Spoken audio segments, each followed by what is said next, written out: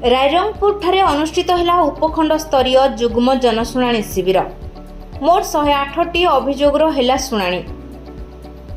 आज बामनघाटी उपखंड सदर महकुमा रायरंगपुर ठारे उपजिलापाल कार्यालय सम्मेलन कक्ष एक जुग्म जनशुणाणी अभियोग शिविर अनुष्ठित हो जाइछि।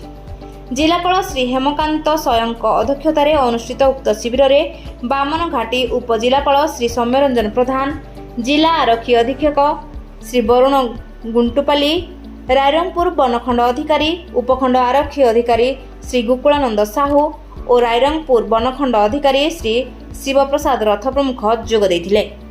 प्रारंभ में जिलापाल उपस्थित समस्त अधिकारी मानक स्वागत करने सह जनसाधारण ठारू आसुथिबा आपत्ति अभियोग गुड़िकर समाधान त्वरित प्रक्रिया संपन्न करने परामर्श देथिले।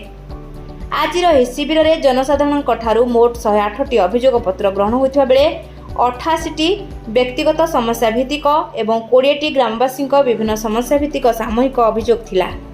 एथिमध्यरु आपत्ति अभियोगर गुरुत्व को विचार करी जिलापाल 2 जन को मुख्यमंत्री रिलीफ पांठिरु प्रत्येक को 5000 टंका लेखाएं मंजूर करथिले। 2टी अभियोगर तत्काल समाधान होइथिला। अनुष्ठित उक्त शिविर में बामनघाटी उपखंड अधीनस्थ समस्त उपखंड स्तरीय विभागीय अधिकारी, रायरंगपुर पौरपालिकार कार्यनिर्वाही अधिकारी, गोष्ठी उन्नयन अधिकारी, तहसीलदार, गोष्ठी शिक्षा अधिकारी, विभिन्न लाइन विभागर अधिकारीगण उपस्थित थिबा बेले उपजिलापाल कार्यालय कर्मचारी मानक द्वारा शिविर कार्यक्रम परिचालन कर जायतिला।